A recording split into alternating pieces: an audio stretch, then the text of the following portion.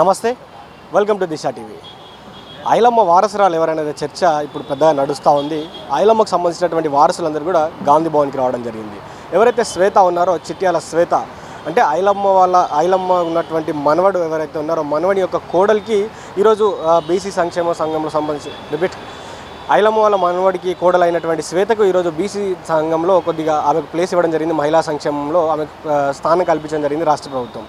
అక్కడ ఐలమ్మకు సంబంధించినటువంటి వారసులో మేము శ్వేతకి ఎట్లా కల్పిస్తారు, మీరు ఆమెకు కల్పించవద్దు, మాకు కల్పించాలంటూ కూడా వారు గాంధీ భవన్ ఆశ్రయించడం జరిగింది. మహేష్ కుమార్ గౌడ్ని కూడా కలవడం జరిగింది.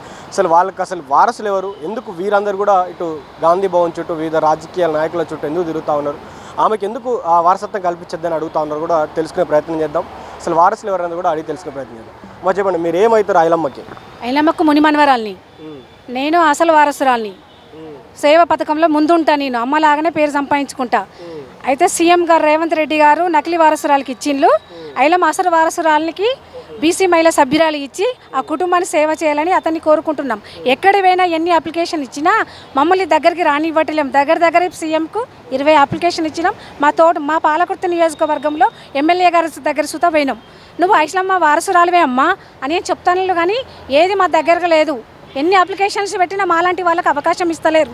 ఎక్కడ నుంచో వచ్చి రంగులు మార్చే ఉసరవెల్లి గత 10 ఏళ్ల కింద తెలుగుదేశంలో టీఆర్ఎస్ పార్టీలో ఆమె ఎర్రబెల్లి దయాకర్ రావు గారు మంత్రి పదవితోని చేసిన అగడాలు అక్కడ వెయ్యి ఆమె కేసీఆర్ దగ్గర వేయించింది. అక్కడి నుంచి అయిపోయాక వాళ్ళ మామతో పాటు ఇప్పుడు కాంగ్రెస్ ప్రభుత్వం మనకు రాగానే అటు రంగు మార్చినట్టు ఊసరవెల్లి రంగులు మార్చినట్టు పదవి కోసం ఊసరవెల్లి లేక రంగులు మార్చింది. ఆమె ఒక బీసీ మహిళా సభ్యురాలు అన్న రోజు సెప్టెంబర్ 10 పాలకుర్తి నుంచి అక్కడ ప్రోగ్రాం జరిగినాక నన్ను ఆడపడిచిన ఎన్నడూ తీసుకోపోలు వాళ్ళు ఏ కార్యక్రమానికి తీసుకోపోకుండా అక్క మనకు పోదాం ఖమ్మం అని చెప్పి నన్ను రవీంద్ర భారతి తీసుకొచ్చింది. వచ్చినాక నైట్ 6:30కి రవీంద్ర భారతిలో ఐలమ్మ 39వ ప్రోగ్రాం జరిగింది. ఆ ప్రోగ్రాం అలక్య మేడం డ్యాన్స్ ప్రోగ్రాం. కొందరికేమో మా మరదలని చెప్పింది, పైన నన్ను రానియలే. అసలు వారసురాలు శ్వేత అని పైకి పిలిచిండ్లు. తర్వాత నన్ను తీసుకొచ్చి నన్ను ఎందుకు తీసుకోపోతారు లొల్లు పెడితే లాస్ట్కు నన్ను పైన కూర్చోబెట్టింది. అన్ని ప్రోగ్రాం జరిగినాక బీసీ మహిళా సభ్యురాలు ఇచ్చినాక ఆమె మరదలని చెప్పినాక ఆమెకు వారసురాలు జరిగినాక నాకు తీసుకొచ్చి వారసురాలు కాదంటే నేను ప్రతి కలెక్టర్తో అవార్డు తీసుకున్న సేవా సంస్థలో ఉన్నాక నాకు దొంగ వారసురాలకి పదవి కట్టగడితే అసలు వారసుల రక్తం ఎక్కడ పోవాలి?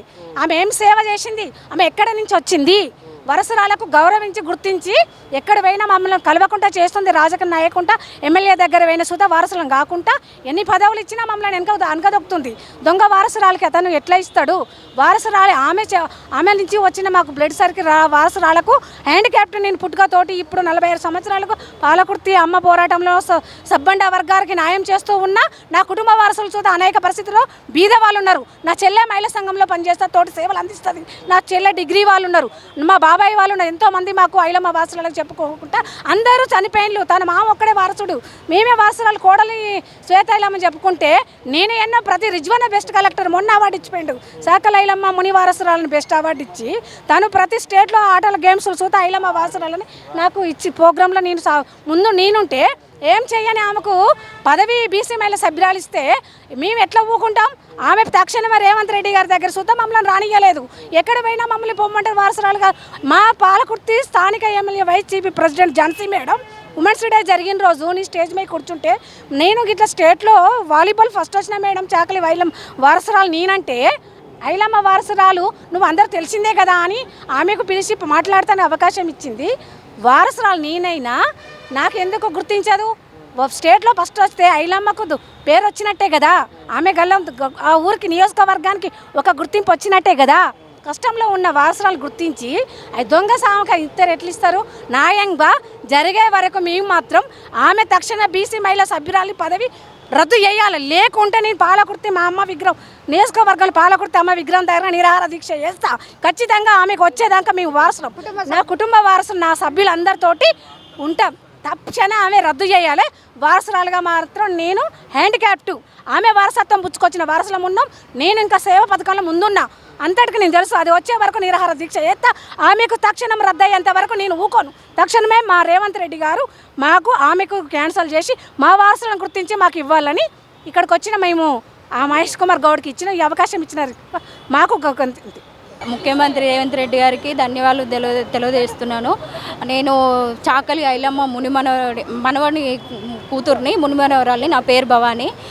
మీరు పదవి ఇస్తున్నారు, కానీ మా కుటుంబ సభ్యులు కాకుండా మా ఇంటికి వచ్చిన కోడలికి ఇస్తున్నారు. చాలామంది అక్క వాళ్ళు చదువుకున్నారు. ఇప్పుడు హ్యాండిక్యాప్ల అక్క ఎన్ని సంవత్సరాల నుంచి ఆమె సేవలు చేసుకుంటుంది. ఇంకో అక్క మహిళా సంఘం ఆమె సేవలు చేసుకుంటుంది. చదువుకున్న వాళ్ళు చాలామంది ఉన్నారు. మమ్మల్ని కాదని మా ఇంటికి వచ్చిన కోడళ్ళకి ఇద్దామని చెప్పేసి మమ్మల్ని ఇంతకుముందు పెదనాన్న అట్లనే నాన్న వాళ్ళని అందరినీ అనగదొక్కుంటూ వచ్చిండు. మమ్మల్ని బయటికి రానియకుండా చేసిండు పెదనాన్న. ఇప్పుడు వదిన కూడా అట్లనే చేసింది. ఆయన సావుకు కూడా కారణం ఆమె చంపి ఆ సింపతితోని ఇప్పుడు పదం మీద వచ్చింది. మమ్మల్ని ఏ విధంగా కూడా కనీసం రేవంత్ రెడ్డి గారిని కలుద్దామన్నా కూడా ఏ విధంగా కూడా మమ్మల్ని కలవనియట్లేదు, మమ్మల్ని పోయట్లేదు, ఆయన దగ్గర అపాయింట్మెంట్ తీసుకొనివ్వట్లేదు. ఆమె ఈ పదవి మాత్రం ఆమెకు ఇవ్వడం మాకు ఇష్టం లేదు. మేము ఒప్పుకోం కూడా. మేము ఇంతమంది ఉన్నాము, వారసులు ఇంతమంది ఉన్నాం. కానీ రేవంత్ రెడ్డి గారు గుర్తించి మాకు ఇస్తా అన్నందుకు మేము చాలా ధన్యవాదాలు చెప్తున్నాం. కానీ మాకు ఇవ్వాలి. ఆమె బయట నుంచి వచ్చిన కోడలి ఆమెకి ఎలా ఇస్తారు? మేము ఇంతమంది రక్త సంబంధాలు ఉన్నాము, ఆడపిల్లలు ఉన్నాము, చాలామంది చదువుకున్న పిల్లలు ఉన్నారు, అందరూ ఉన్నారు. మేము అయినా కింది స్థాయి నుంచే ఉన్నాం ఇప్పటివరకు అయినా, ఫస్ట్ నుంచి అయినా. అమ్మ పేరు చెప్పుకొని అందరూ గొప్పగా బతుకుతున్నారు. కానీ మేము మాకు ఎలాంటి లబ్ధి కూడా పొందలేదు. మేము ఎలా కూడా లేదు, ఇలానే ఉన్నాం. చిన్న ఫస్ట్ నుంచి అయినా సరే తక్కువ ఇదిలో కూలీ నాలి చేసుకుంటూ బతుకుతూనే ఉన్నాం. ఇప్పటికైనా మా కుల వృత్తి చేసుకుంటూ బతుకుతున్నాం. ఎవరున్నా తాతున్నా కనీసం తాతను కల్పించండి అని మా తాతున్నా కూడా మా తాతను కూడా కల్పించలేదు. ఏ రోజు కూడా మాకు పైకి రానియలేదు మా పెదనాన్న. ఇప్పుడు ఆయన పేరు పెట్టుకొని ఈమె కూడా అట్లనే చేస్తుంది. ఏ రోజు కూడా మమ్మల్ని బయటికి రానియకుండా ఇప్పుడు మేము ఎవరినైనా సాయం అడుగుదాం, సార్ని కలుద్దామని మేము అపాయింట్మెంట్లు అడుగుదామని చెప్పేసి వెళ్ళినా కూడా, లెటర్లు ఇచ్చినా కూడా అపాయింట్మెంట్ తీసుకుంటలేరు, మమ్మల్ని కలవనియట్లేరు. రీసెంట్గా కలిసినాము, చాలాసార్లు లెటర్లు ఇచ్చినాము, పోయినాము, లెటర్లు ఇచ్చినాము. మేడం పేరు యశస్విని రెడ్డిని కలిసాము, పొన్నం ప్రభాకర్ అన్నని కలిసాము, తర్వాత బీసీ మినిస్టరు బసవరాజ్ అన్నని కలిసాము, ఆయన మహేష్ గౌడ్ ఆయనని కలిసాము, రీసెంట్గా ఆయనని కలిసాము. అన్న రేవంత్ రెడ్డి సార్ వాళ్ళ తమ్ముడిని కూడా కలిసాము అపాయింట్మెంట్ ఇవ్వడానికి. మాకు ఆయనకి వెళ్ళి ఆయనకు లెటర్ ఇచ్చి వచ్చాము. అక్కడ కుదరదు అనుకుంటా, ఆయన కాదు అనుకుంటా మళ్ళీ సార్ వాళ్ళ ఇంటికి వెళ్ళాము. అక్కడ ఆయన రవి అని ఒక ఆయన ఉన్నాడు పర్సనల్, ఆయనకు ఇచ్చాము లెటరు. మేము సార్ని కలవాలి, మా ఫ్యామిలీ గురించి చెప్పుకోవాలి మేము అని చెప్పేసి. ఎక్కడ కూడా ఇంతవరకు మమ్మల్ని కలవనియట్లేరు, సార్తో మాట్లాడనియట్లేరు. మమ్మల్ని ఎక్కడికక్కడ అనగదొక్కుతుంది. మాకు ఎవరైనా సపోర్ట్ చేయడానికి వస్తే వాళ్ళని ఏం చేయడానికైనా బెదిరిస్తుంది.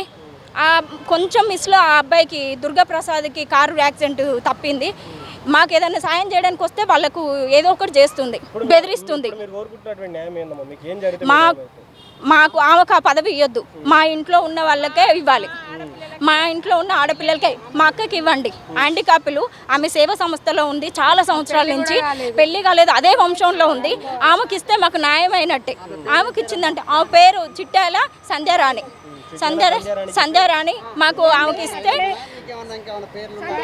చిట్టాల సంధ్య ఐలమ్మ. మేము ముని మనవరాళ్ళం, మేము వారసులం, ఆమె రక్తం పంచుకొని పుట్టిన వాళ్ళం. మేము మాకు హక్కు ఉంటుందా? బయట నుంచి వచ్చిన వాళ్ళు మమ్మల్ని బయటికి రానివ్వట్లేదు, మమ్మల్ని బయటికి అనగదొక్కుతుంది. ఆర్థికంగా కూడా మమ్మల్ని వాదుకోవాలి. మేము ఇండ్లు లేవు కనీసం ఉండడానికి కూడా. మేము చదువుకున్న నిరుద్యోగులు ఉన్నారు మా దాంట్లో. ఇంటికి ఒకరికి జాబులు ఇప్పించాలి. అమ్మ ఫ్యామిలీ గురించి ఇంత రేవంత్ రెడ్డి గారికి చాలా ధన్యవాదాలు మేము చెప్తున్నాము. నా పేరు చిట్యాల జంపయ్య, ఐలమ్మ ముని మనవరాన్ని. మా నాయన రామచంద్ర ఏం చేసిన పాలకుర్తికి మేము అశ్వనారాయణ వెళ్ళిపోతే మా నాయన భూమి మొత్తం ముద్ర వేసి మొత్తం అమ్ముకొని మొత్తం మమ్మల్ని అనగదొక్కి మా కుటుంబాన్ని మొత్తం బయటికి రాకుండా ఏం లేకుండా చేసి, ఏడున్నా నేను ఒక్కనే ఉన్నా, అందరు చచ్చిపోయిండు అని చెప్పుడు మా అన్న. తర్వాత శ్వేత సూత ఎవ్వరు లేరు, నేను ఒక్కనే వారసుడు అని చెప్పుకుంటూ పోతాను. అందు గురించి మా సంచారానికి ఈ పదవి ఇవ్వాలని మీ అందరికీ కోరుకుంటున్నాం.